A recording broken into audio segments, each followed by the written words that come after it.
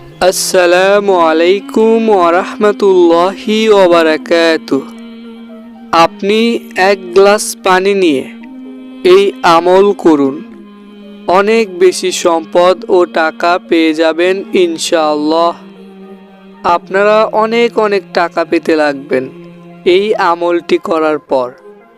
এই আমলটি করার পর আপনাদের কাছে খুব বেশি সম্পদ ও টাকা আসবেই।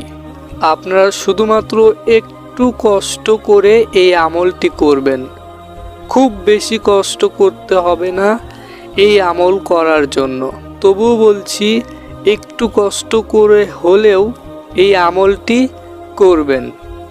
আপনারা এই আমলটির রেজাল্ট খুব তাড়াতাড়ি পেয়ে যাবেন, কারণ এই আমলটির নিয়ম খুবই সহজ। এত সহজ আমল এটা যে আপনারা ছোট বড় সবাই খুব সহজে এই আমলটি করতে পারবেন। আপনারা যদি এই আমলটির নিয়ম এবং এই আমলটি কিভাবে করতে হবে তা সম্পূর্ণ না জেনে এই আমল করেন, তাহলে এই আমল করে কোনো কাজ হবে না এবং কোনো রেজাল্টও পাবেন না। এই আমলটি দ্বারা রেজাল্ট পেতে হলে অবশ্যই মনোযোগ দিয়ে এই ভিডিওটির কথা এবং যেভাবে এই আমলটির নিয়ম বলা হবে সেইভাবে আপনাদের মনোযোগ দিয়ে শুনতে হবে। তারপরে আপনারা বোঝার পর এই আমলটি করবেন। আপনারা এই ভিডিওটি সম্পূর্ণ দেখবেন, তাহলে আশা করি বুঝতে পারবেন। এই আমলটি করার জন্য আপনাদের প্রথমত কাজ হচ্ছে এই আমলটির যে দোয়া রয়েছে সেই দোয়াগুলো আপনাদের আগে মুখস্থ করে নিতে হবে। আপনারা এখনও এই ভিডিওতে যারা লাইক দেননি অবশ্যই লাইক দিবেন। তো এই আমলটি হচ্ছে এক গ্লাস পানির আমল। এক গ্লাস পানি নিয়ে এই আমলটি আপনাদেরকে করতে হবে। এই আমলটির যে দোয়া রয়েছে সেই দোয়া অত্যন্ত পাওয়ারফুল একটি দোয়া। তো সেই দোয়ার আমল করলে আপনারা বুঝতে পারবেন যে এই আমলটি দ্বারা আপনাদের কাছে টাকা কিভাবে আসতে থাকে। আপনারা এই চ্যানেলটি আগে থেকে যারা সাবস্ক্রাইব করে রেখেছেন তো আপনাদের জন্য অনেক ভালোবাসা রইল। আর যারা এখনও সাবস্ক্রাইব করে রাখেননি, এইরকম আরও নতুন আমলের ভিডিও পেতে ইনশাআল্লাহ সাবস্ক্রাইব করে রাখবেন। তো এই আমলটি আপনারা কোন সময় করবেন তা আমি আমলটির নিয়ম বলার পর বলছি।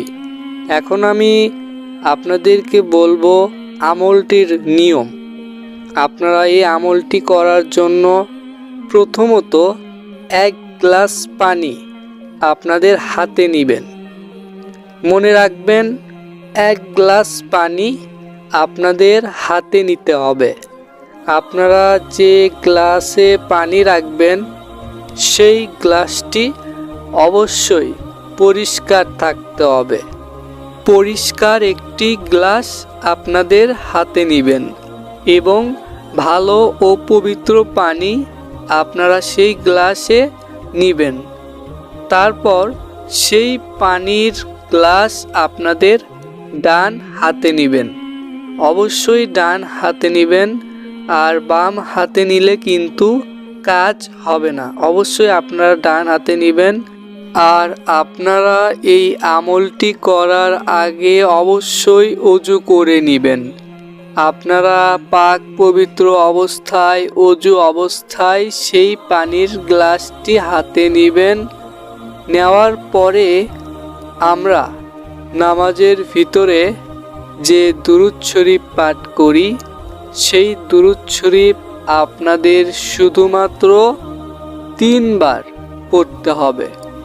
শুধুমাত্র 3 বার পড়তে হবে দুরূদ শরীফ। দুরূদে ইব্রাহিম আপনাদের পড়তে হবে।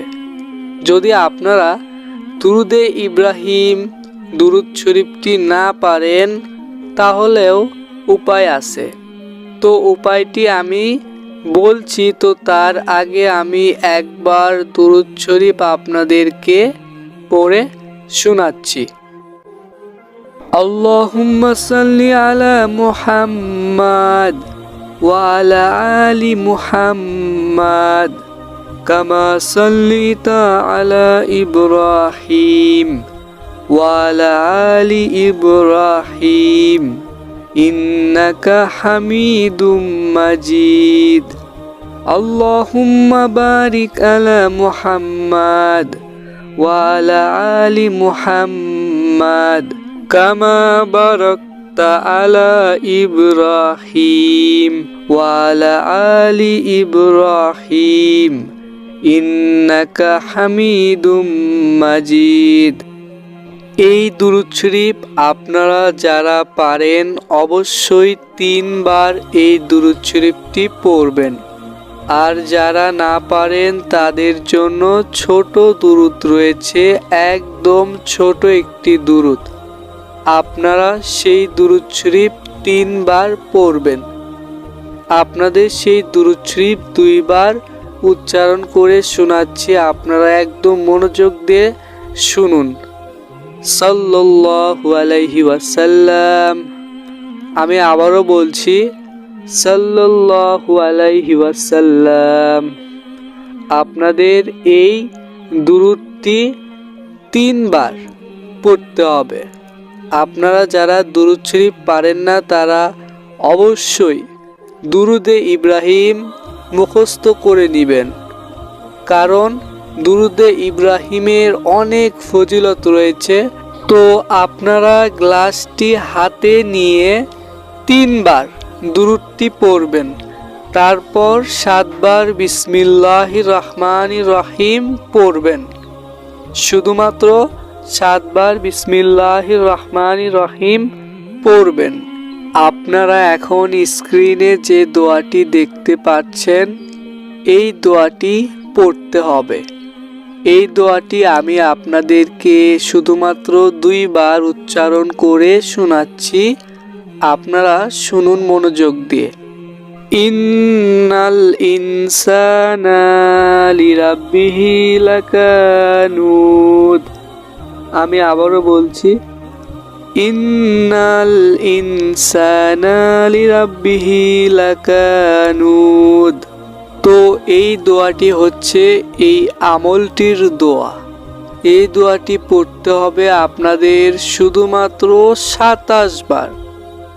শুধুমাত্র 27 বার আপনাদেরকে এই দোয়াটি পড়তে হবে। দোয়াটি আপনাদের পড়ার পর আপনাদের হাতের গ্লাসে যে পানি রয়েছে আপনারা সেই পানিটি পান করবেন অথবা সেই পানিটি আপনারা খাবেন। তো এইভাবেই আপনাদেরকে এই আমলটি করতে হবে। এই নিয়ম, এই আমলটির আশা করি আপনারা সকলেই বুঝতে পেরেছেন। তো এতক্ষণ আমি আপনাদেরকে এই আমলটির নিয়ম বলে দিলাম, কিভাবে আপনারা এই আমলটি করবেন। এখন আমি আপনাদেরকে বলে দিব যে আপনারা এই আমলটি কোন সময়ে করবেন এবং আপনারা কোন সময়ে করতে হবে আপনাদের এই আমলটি। এই আমলটি আপনাদেরকে করতে হবে দিনের বেলাতে, যে কোনো সময়। আপনারা দিনের বেলাতে যে কোনো সময় এই আমলটি করতে পারেন, কিন্তু মনে রাখবেন অবশ্যই আপনাদের এই আমলটি রাতের বেলা করা যাবে না। দিনের বেলাতে আপনাদেরকে এই আমলটি করতে হবে, এই যে নিয়মটা বলে দিলাম এই নিয়মে। আশা করি আপনারা বুঝতে পেরেছেন। আর আপনারা যারা নামাজ পড়েন না অবশ্যই নামাজ পড়বেন। আর এইভাবে আপনারা আমলটি করলে অবশ্যই আমলটি দ্বারা আপনারা ফল পাবেন এবং রেজাল্ট পাবেন ইনশাআল্লাহ।